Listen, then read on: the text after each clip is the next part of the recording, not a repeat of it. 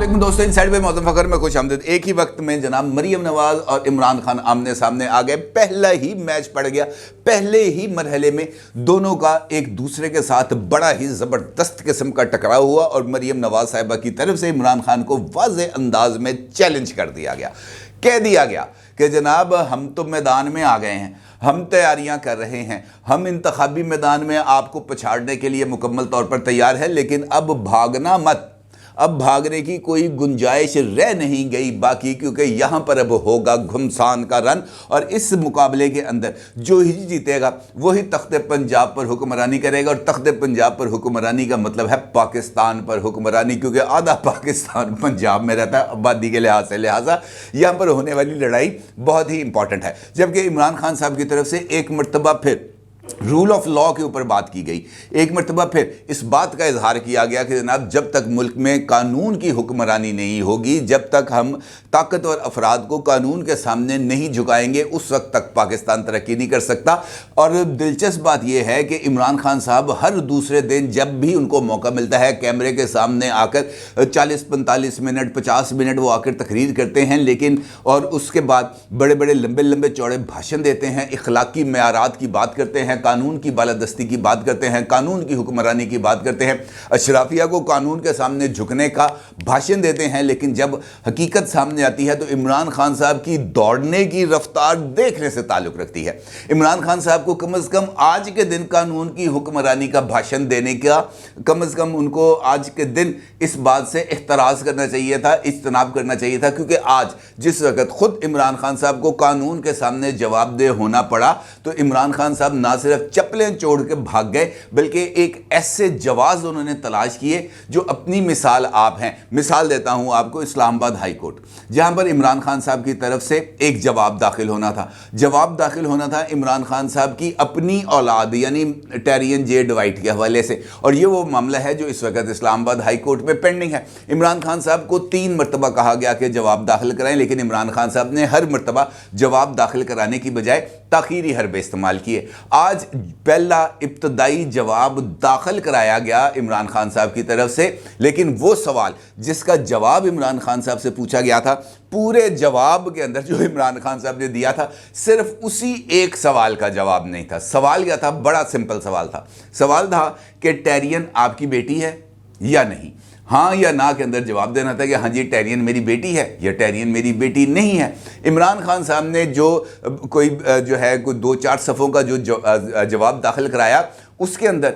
उन्होंने एक मरतबा भी जो हकीकी सवाल है उसका जवाब नहीं दिया। उन्होंने पूरे जवाब के अंदर जो सवाल पूछा गया था उसका जवाब गोल कर गए, और जो जवाब दिया वो ये था कि जनाब तुसी मेरे को पूछने वाले कौन हो?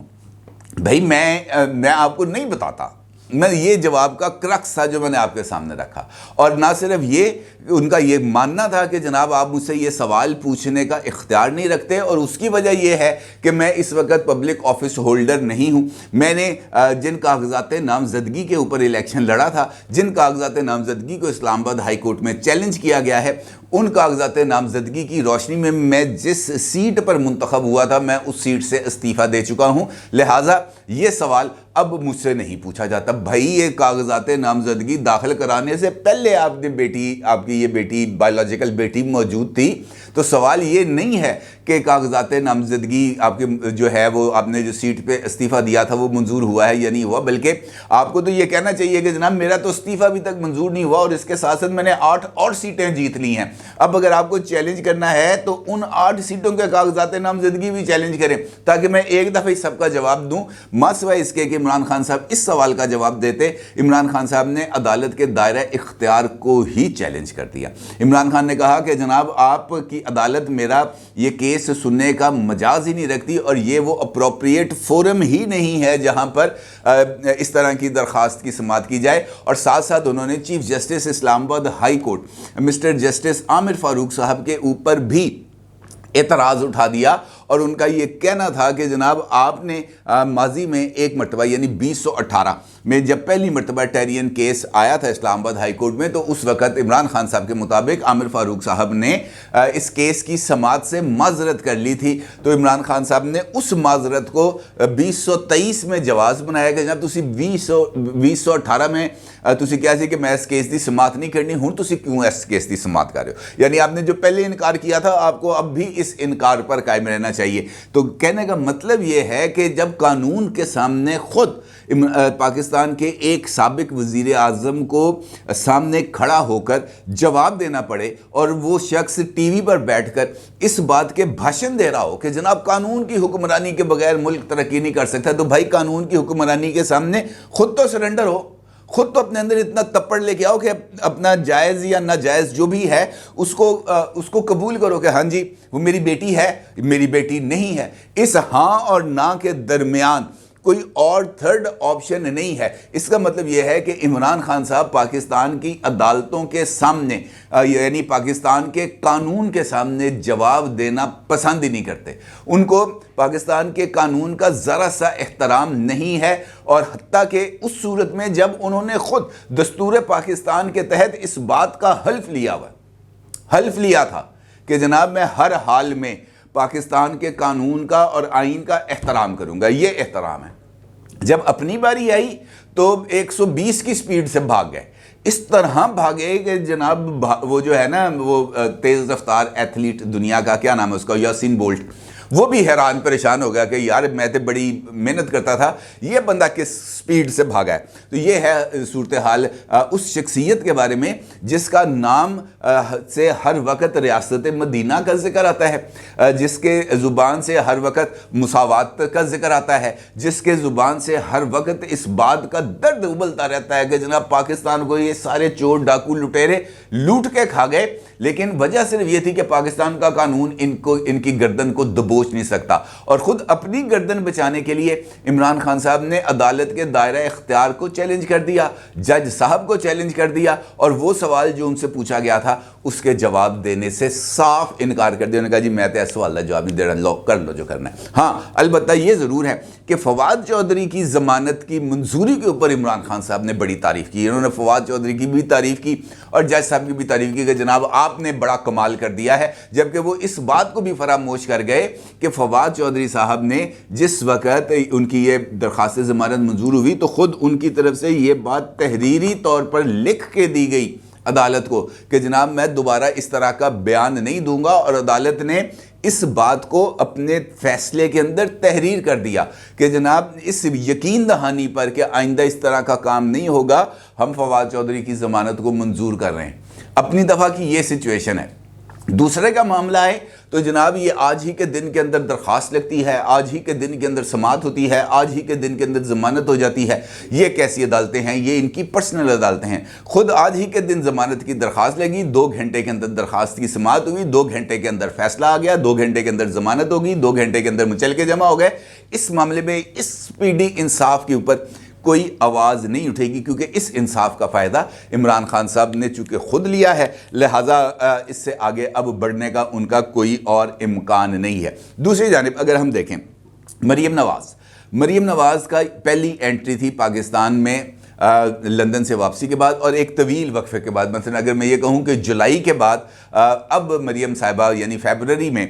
دوبارہ آئی ہیں منظر عام پر اور پبلک گیدرنگز کے اندر جانا شروع کیا ہے، تو یہ کہنا کچھ بھی غلط نہیں ہے، کیونکہ اس سارے وقفے کے دوران مریم نواز صاحبہ نے ایک مرتبہ پھر چپ شاہ کا روزہ رکھ لیا تھا، لیکن اب ان کو چونکہ نئی ذمہ داریاں ملی ہیں، وہ نئی ذمہ داریوں کے تحت اور نئے اختیارات کے تحت میدان سیاست میں اتری ہیں، لیکن ٹاسک ان کے لیے بھی بہت مشکل ہے۔ ٹاسک ان کا اس وقت یہ ہے کہ وہ صورتحال جہاں پر پاکستان کے عوام مہنگائی کے اندر گردن بلکہ ناک تک دھنس چکے ہیں، ایسی صورتحال میں انہوں نے پاکستان کی عوام کو اس بات پر قائل کرنا ہے کہ مسلم لیگ نون ان کی اس مشکلات کی ذمہ دار نہیں ہے، بلکہ حقیقی ذمہ دار ہیں عمران خان صاحب۔ اور اس چیلنج، اور یہ چیلنج کچھ چھوٹا چیلنج نہیں ہے کہ ہر ایک بندے کی ذمہ داری جس وقت وہ بازار میں جاتا ہے، جس وقت وہ کوئی چیز خریدنے لگتا ہے، چاہے وہ 1 किलो आटा ही क्यों ना हो तो उसके पसीने निकल आते हैं, चाहे वो कुछ भी करता है, लेकिन जैसे ही उसको अपने घर के किचन को सिर्फ चलाने के लिए जो इखराजात करने पड़ते हैं तो उसके दांतों पे पसीना आ जाता है। इस सिचुएशन में जहां पर जो हालात हैं, ज़िंदगी गुजारना लोगों के लिए बहुत ज़्यादा मुश्किल है, मरियम नवाज़ के लिए ये एक बहुत बड़ा चैलेंज है कि उन्होंने लोगों को इस बात पर लेके आना है कि आपकी मुश्किलात के ज़िम्मेदार हम नहीं हैं। लेकिन क्या करें कि हर एक मौके पर इसहाक डार साहब सामने आ जाते हैं। अभी मरियम ने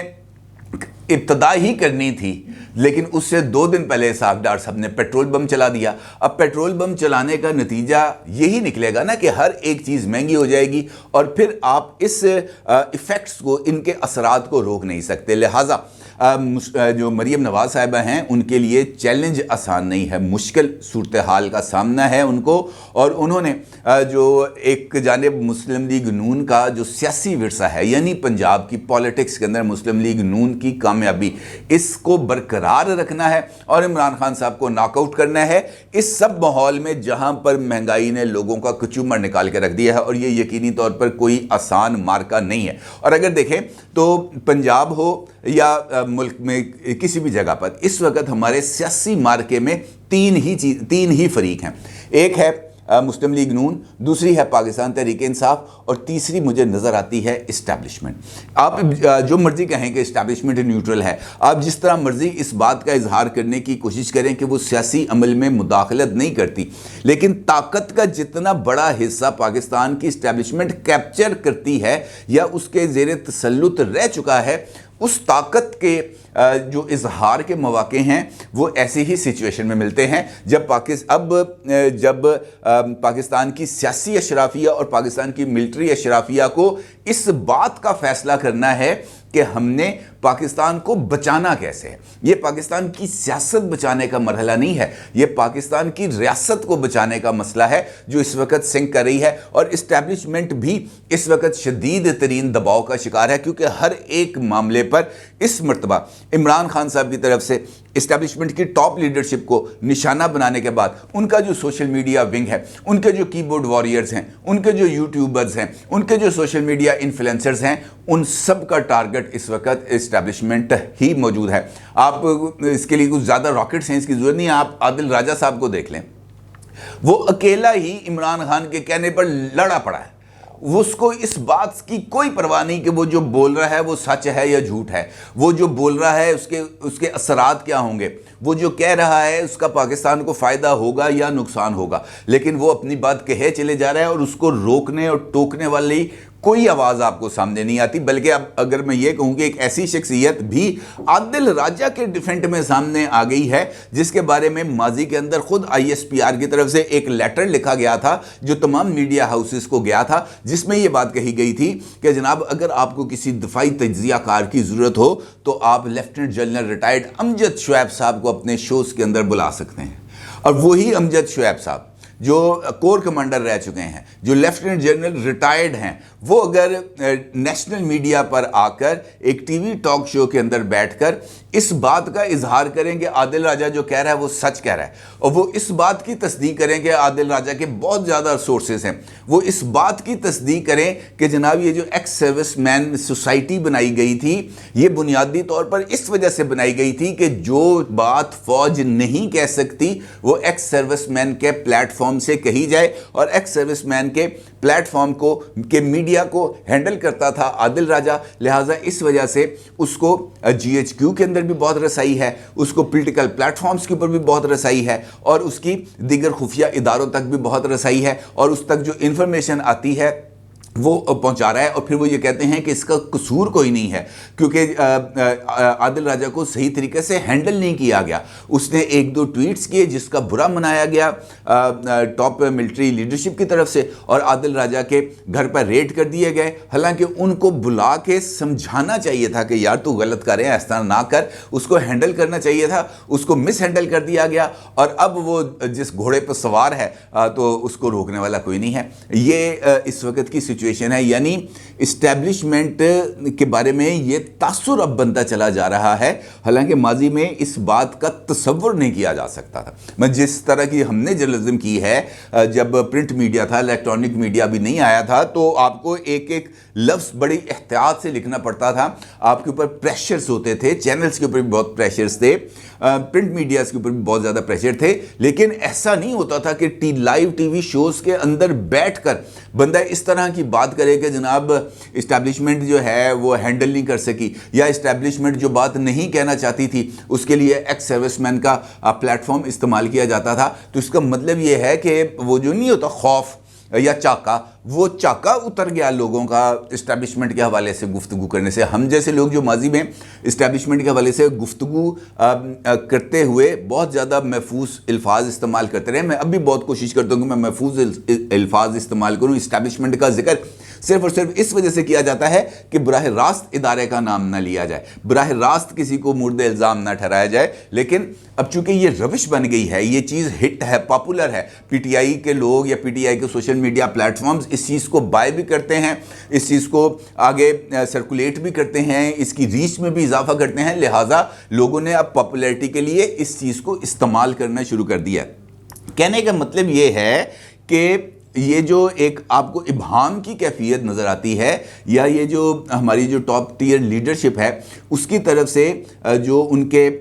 कॉल और फेल में जो तज़ाद है वो इस हद तक बढ़ता चला जा रहा है कि अब सवाल उठाना या सवाल के जवाब देना दोनों ही बहुत ही ज़्यादा